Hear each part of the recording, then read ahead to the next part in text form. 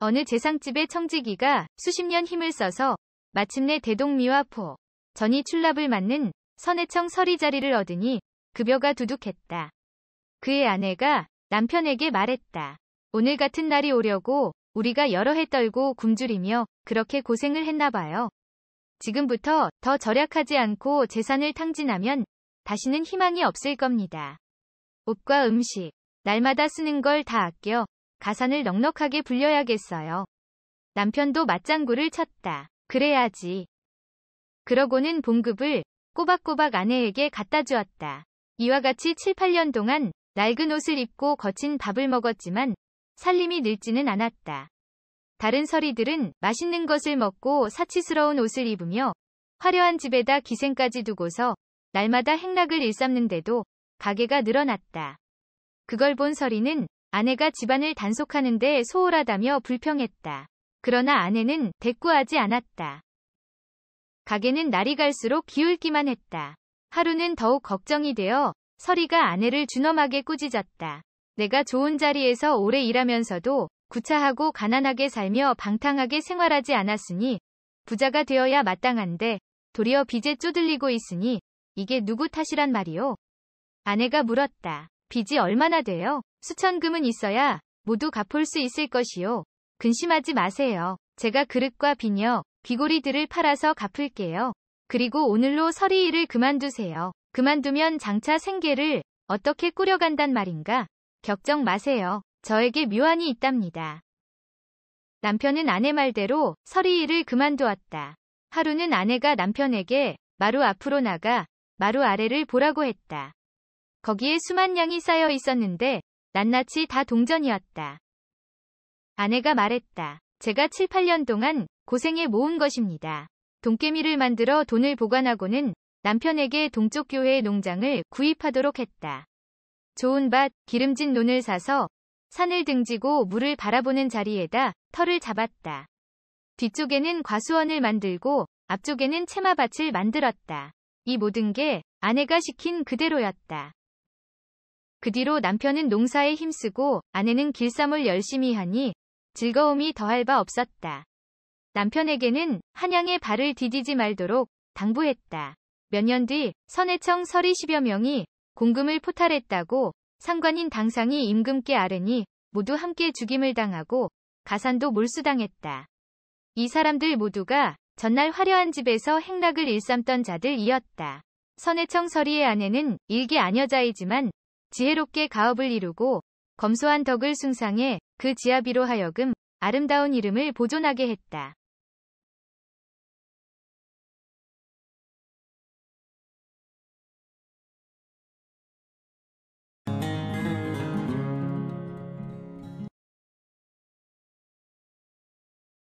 한양에 유씨인 진사가 있었는데 가난하여 끼니조차 이어가기 어려웠다. 더구나 흉년이 드니 생계를 꾸릴 길이 전혀 없었다. 긴 여름날을 맞이해서는 닷새 내내 부엌에 불을 피우지 못했다. 기갈이 심해 사랑방에 드러누워 있었다. 안방이 적막하고 사람 소리가 들리지 않은 지 오래되었다.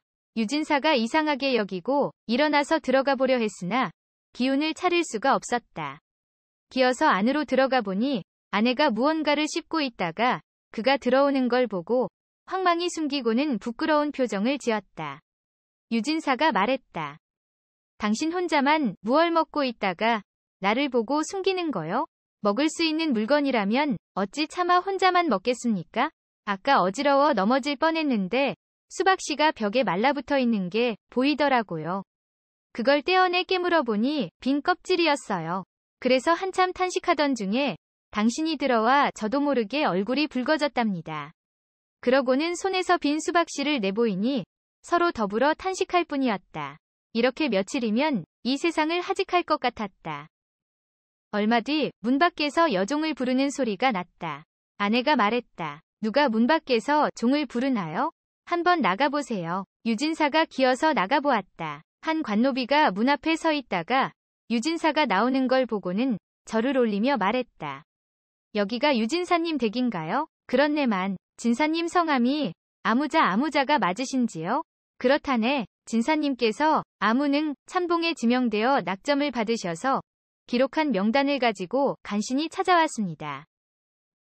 소매 속에서 망통을 내보이는데 과연 자기 이름이 틀림없었다. 그러나 추천관이 누군지도 모르는 유진사에게 이번 추천은 참으로 뜻밖의 일이어서 꿈인 듯 생시인 듯 한참 어리둥절해했다. 이 사람은 틀림없이 나와 동명이인일 걸세. 자네가 여길 잘못 찾아온 거야.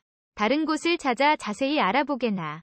우리 집은 몹시 가난하고 세상과 인연도 끊은지라 온 성안을 돌아봐도 내 이름을 아는 사람이 없을 걸세. 그러니 추천관이 나를 추천했을 리가 있겠는가? 그러고 들어오니 아내가 물었다. 누가 찾아왔어요? 유진사가 사연을 이야기해 주었다. 그러자 아내가 놀라며 기뻐했다. 그렇다면 이제 우리도 살아날 수 있겠네요. 100번 생각해보아도 그럴 이치가 없다오. 진사로 벼슬을 얻을 사람은 먼저 다른 사람이 이름을 알려줘야만 명단에 오를 수 있는데 나를 추천할 사람이 세상에 어디 있겠소? 서로 말을 주고받으며 반신반의하고 있는데 그 관노비가 또 와서 불렀다. 유진사가 나가니 그가 말했다. 소인이 이조에 가서 상세히 알아보았습니다. 진사님이 분명합니다. 선대의 직함과 진사하신 연도가 또렷이 증명되오니 만에 하나라도 의심할 게 없습니다. 유진사도 그제야 믿게 되었다. 내가 비록 벼슬을 재수받긴 했지만 밥을 먹지 못한 지가 여러 날째라 몸을 움직이기조차 어렵다.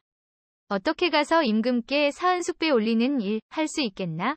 관노비가 즉시 시장에 가서 쌀과 반찬을 사고 땔감을 조금 구해왔다. 급한 대로 먼저 죽을 쑤어 마시게 하여 마른 속을 부드럽게 했다. 이어 쌀 한 말과 땔감을 실어오고 반찬거리를 좀 가져왔다. 연이어 죽을 마시니 비로소 눈에 무언가가 보이고 걸을 기운이 생겼다. 관노비에게 말했다. 자네의 구안에 힘입어 살아날 길을 얻긴 했다. 하지만 머리부터 발끝까지 걸친 것이라곤 없으니 장차 어떻게 숙배를 드리러 가겠는가? 관노비가 즉시 옷가게에 가서 위관을 빌려왔다. 또 그를 시켜친지 집으로 편지를 보내 관복을 빌려오게 했다. 축하하는 사람들이 하나둘 찾아오고 축하를 전하는 종들이 줄을 이었다. 썰렁했던 지난날과는 너무나 달라졌다. 유진사가 사은 숙배한 후 숙직을 마치고 나오니 즉시 돈과 쌀이 지급되었다. 쌀 10말과 뗄나무 한 바리를 경서원 아전에게 주어 집으로 보냈다. 이조판서에 대해 알아보니 이공 아무개였다. 그는 자기와 당색이 다를 뿐 아니라 평소 아무 안면이 없던 사람이었다. 그런데 알아보니 마침 이조판서와 절친한 유진사의 친구 한 명이 그가 궁핍하여 거의 죽을 지경에 이르렀다는 소문을 듣고 있는 힘을 다해 주선했다. 이조판서도 듣고는 매우 불쌍히 여겨 다른 사람을 다 물리치고 유진사를 1번에 올렸던 것이다. 유진사의 친구가 있는 힘을 다해 주선해 주어 죽어가는 유진사를 살린 셈이었다. 그로부터 몇 년 뒤 유진사도 크게 출세하여 요직을 두루 거쳐 드디어 이조의 고위직으로 들어가게 되었다. 때마침 간성원 자리가 비었다. 간성은 풍요로운 고장이라 위로는 재상부터 아래로 친척에 이르기까지 그 자리를 구하는 사람이 잠옷 많아 결정하기가 어려웠다. 다음 날이면 결정해야 하기에 심히 고민이 되었다. 부인이 그의 안색을 보고 걱정이 되어 묻기에 말해주었다. 부인이 말했다. 대감께 참봉 벼슬을 주선하신 이조판서 집안은 지금 어떠합니까? 이조판서 어른은 이미 돌아가시고 그 아들들은 조적에 올랐거나 음사로 나아갔으니 고을원이 되기에 합당하나 집들이 다 가난하다오. 대감께서 그 사람을 간성원으로 삼아주지 않으신다면 배은망덕이 될 겁니다. 청탁이 많아도 부디 주저하지 마시고 그 사람을 1번으로 올려야만 가히 벼슬을 주신 옛 은혜에 대한 보답이 되겠지요. 대감, 수박씨 씹던 그날을 어찌 생각하지 않으십니까? 유진사가 듣고 크게 깨달았다. 그렇게 하리다. 다음날 도정에 전 이조판서의 아들 이 아무개를 간성원의 수망으로 올려 임금의 낙점을 받게 했다 한다.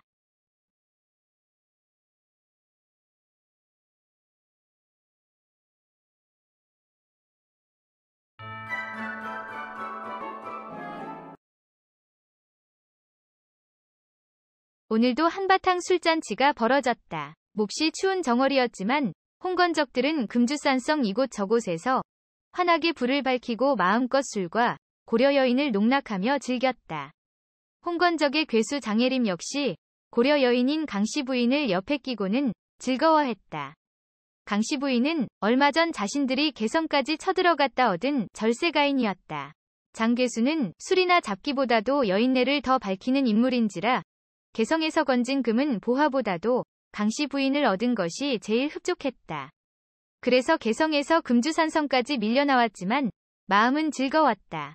사실 자신들은 영토를 넓히려는 것도 아니고 혹은 그 어떤 명분이 있는 것도 아니었기에 개성에 있든 금주산성에 있든 혹은 다시 자신들의 나라로 돌아가든 상관이 없었다.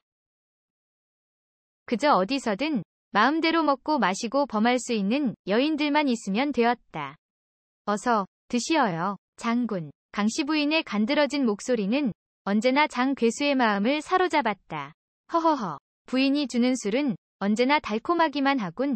부인의 손이 조화를 부리는 모양이요. 장군도 참, 호호. 강씨 부인은 애교 넘치게 웃으며 장괴수의 품에 안겼다. 하하하, 부인은 다른 계집처럼 고고한 척하지 않아서 좋단 말이야.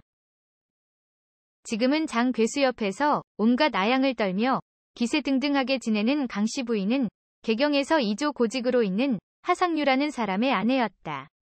강씨 부인의 인물이 하도 뛰어나 주변 사람들은 하상유를 부러워했다. 하지만 강씨 부인은 사내들이 자신을 탐하는 것에 은근히 교만하여 사내들만 보면 교태를 보이곤 했다.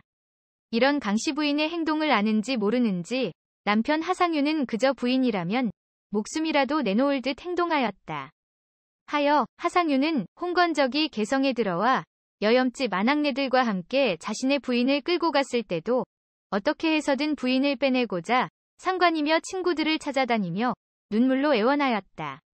하지만 시기가 그러한지라 아무도 하상유에게 힘이 되어주지 못했다. 결국 하상유는 부인을 그리워하며 매일 눈물로 세월을 보내고 있었다. 한편 강씨 부인은 홍건적에게 끌려가게 되자 처음에는 두려움이 앞섰다. 홍건적들은 여인네들을 범하고는 아무렇지도 않게 죽이기도 했기 때문이었다. 꽃다운 고려 여인들 앞에 홍건적의 장괴수가 다가왔다. 장괴수는 한눈에 강씨 부인을 발견하고는 그날로 자신의 수청을 들게 했다. 강씨 부인은 홍건적의 괴수라 하면 모두가 흉악하게 생겼을 것이라는 자신의 생각이 틀렸음을 장괴수를 보고 알았다. 장괴수는 잘난 얼굴은 아니었지만 사내답고 힘이 넘쳤다. 강씨 부인은 장괴수의 수청을 들면서 그의 호탕함과 세도에 빠져들고 말았다.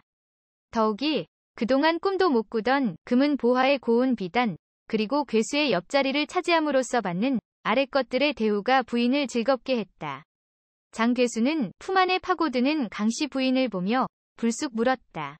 부인, 고향 생각나지 않소?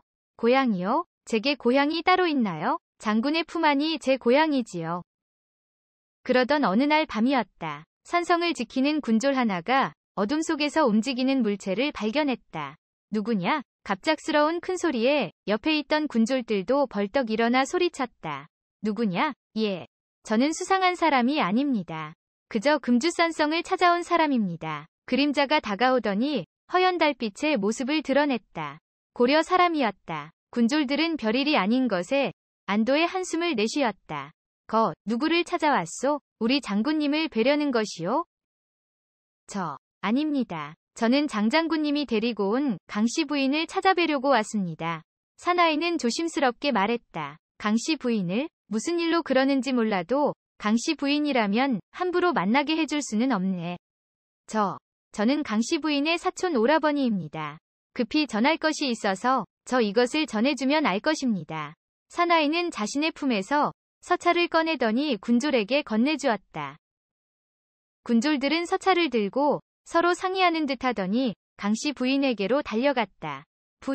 부인께 반가운 소식이 있습니다. 밖에서 나는 군졸의 소리에 강씨 부인의 몸종이 나와 물었다. 무슨 일이요? 이것을 받으시오. 밖에서 부인의 사촌 오라버니라는 사람이 준 것이요. 군졸의 서찰을 받아든 몸종은 방으로 들어와 강씨 부인에게 전했다. 강씨 부인은 의아한 표정을 지으며 서찰을 펼쳤다. 서찰에는 간단하게 몇 자 적혀 있었으나 그것을 본 강씨 부인의 얼굴은 파래지더니 입술까지 파르르 떨었다. 몸종은 부인의 반응에 가슴이 섬뜩해졌다. 이 서찰을 준 사람이 문 밖에 있다더냐? 강씨 부인의 목소리에 서슬이 묻어났다. 예, 그렇다고 합니다. 그렇다면 군졸들에게 그놈을 어서 포박하여 옥에 가두라고 하거라. 어서. 몸종은 부인의 다그침에 놀라며 서둘러 밖에 대기하고 있던 군졸에게 부인의 말을 전했다.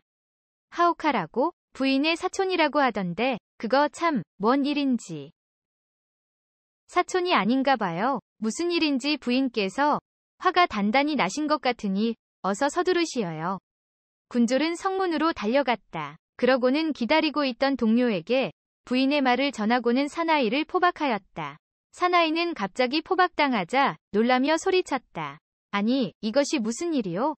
내가 무슨 죄를 지었다고? 우린 위에서 분부받은 대로 할 뿐이요. 당신이 죄가 있는지 없는지는 우리가 알 바 아니요. 그럼 장 괴수가? 이놈의 장 괴수. 남의 부인을 빼앗아가더니 나까지 잡으려고.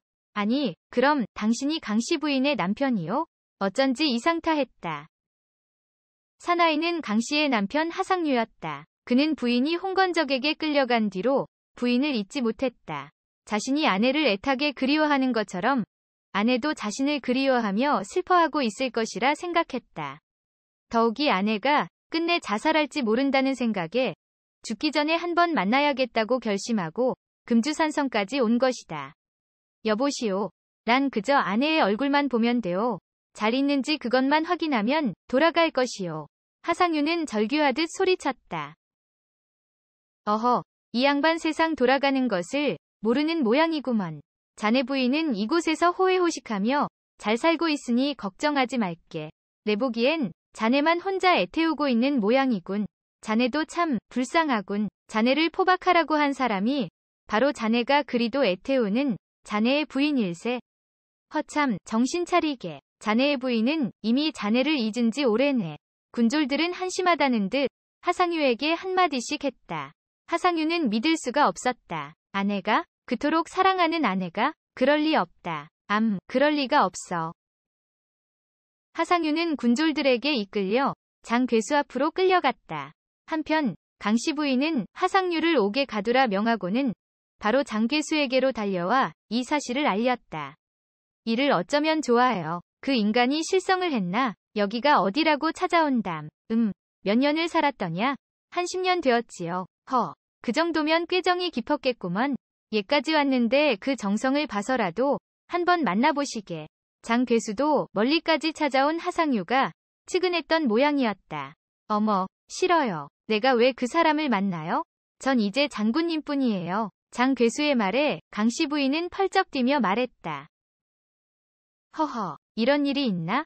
그럼 그자를 어찌하면 좋으냐? 그냥 되돌려보내랴? 죽여주세요. 강씨 부인은 아무렇지도 않게 말했다.